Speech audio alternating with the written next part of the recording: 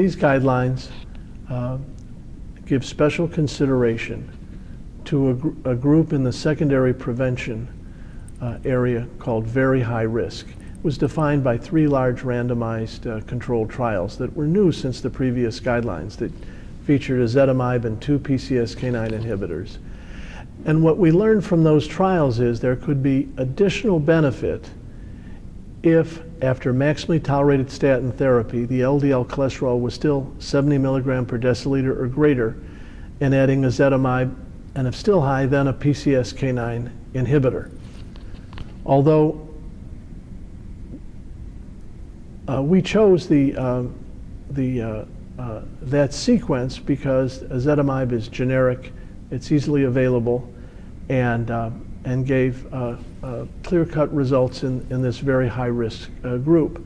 But if the LDL is still persistently high, the data from the 2 PCSK9 trials suggest that that could provide additional benefit.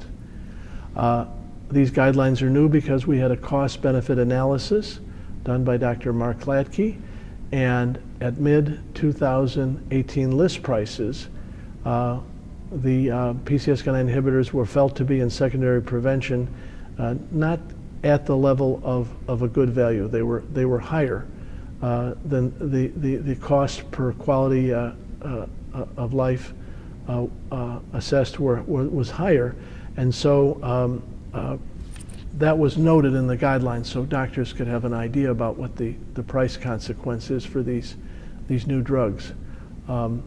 In addition, we looked at primary prevention. And now under primary prevention, there are 3 big groups. First of all, there's those with familial elevations of LDL. They have LDL cholesterols. They start the day with 190 milligram per deciliter or higher. If they have familial hypercholesterolemia, it's often much higher than that. And these are patients for which the guidelines have always recommended high-intensity statin therapy to get the LDL to much lower levels because their numbers already, by basis of usually of genetics, are 50% higher than they should be. The guidelines now point out there is some new information that suggests in those who have persistently high LDL cholesterol levels above a threshold of 100, that use of despite maximally tolerated statin therapy and ezetimibe, that use of a PCSK9 might be indicated there as well. The guidelines also take a careful look at diabetes. Again, they recommend for those 40 to 75 a moderate intensity statin. And again, they point out if they're higher risk, that is greater than 7.5% 10-year risk, or a bunch of risk factors for diabetes, such as duration of therapy, microalbuminuria, retinopathy, neuropathy, microalbuminuria, or an ankle brachial index indicating impaired circulation to the legs. If they have those, they should be on a high-intensity statin therapy to get the benefit of that greater risk from greater LDL reduction. The last group for which we have new information is the patient who's 40 to 75. They don't have the LDL above 190. They don't have diabetes, but they're a person who needs to understand his or her risk. And so we use the pooled cohort equations to start the risk discussion. In some cases, we point out where the risk equation might underestimate and some overestimate. But for most patients, it's going to do a very good job right in that 7.5 to 10% risk area. So we use that to begin the risk discussion, pointing out that some groups are going to have a higher risk than the risk estimator is going to say. For example, South Asians would be a category there, or patients with inflammatory disorders. And then some will have a lower risk than we think of. Often these are people in health plans that do a superior job at health promotion, so they lived a healthy life. The risk predictor may overpredict in them, but that is something that can be pointed out. But for the average patient seeing the doctor in their office, this should work to start the risk discussion.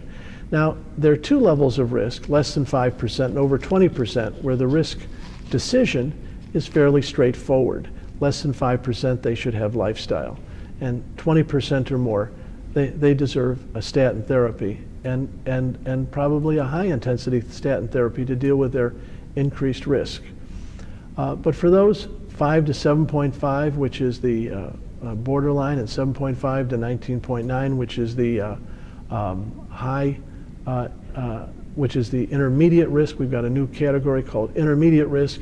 Here's where two new tools can help the clinician.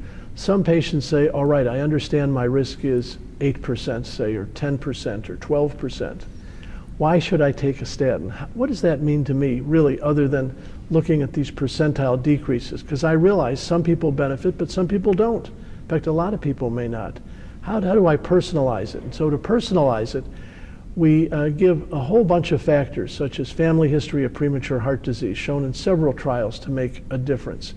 LDL equal or greater than 160. Indeed, a patient with an LDL of 170, 180, and a family history of premature heart disease should probably take a statin without going any further because they're at so high risk. Chronic kidney disease is another factor. Metabolic syndrome, which leads both to diabetes and increased risk. Inflammatory diseases like active psoriasis and rheumatoid arthritis, HIV. We give a list of factors, and for women, we think the clinician should take an obstetrical history if that's relevant, and if she's had risk factors like preeclampsia, or if she's had a menopause prior to age 40, so-called premature menopause, these should be considered because she's higher risk based on those factors. For those who still, after all this discussion, are uncertain, and that's the key word, and need a decider, a test that will help sort of break the deadlock, the guidelines offer a coronary artery calcium score. We have data from two large observational studies, the MESA data and the bioimage data, that show in those in these intermediate risk range, a calcium score of 0 in many people can bring their actual risk under 5%, the risk at where statins would show benefit. We don't recommend a calcium score if you have diabetes, you're a current cigarette smoker, strong family history, because we don't think it's going to change the decision about aggressive preventive therapy in those areas. But we do recommend a calcium score for those who need a tiebreaker, for those who say, I'm just not sure whether it's okay to defer or postpone the initiation of statin therapy. But just again to make it clear, we didn't recommend that this test, which has expense, has radiation, about a mammogram's, a little more than a mammogram's worth, about a millisievert. We don't recommend it be done to screen people. We recommend it be used as a decision aid to help the patient and the clinician decide if statin therapy makes sense for that individual.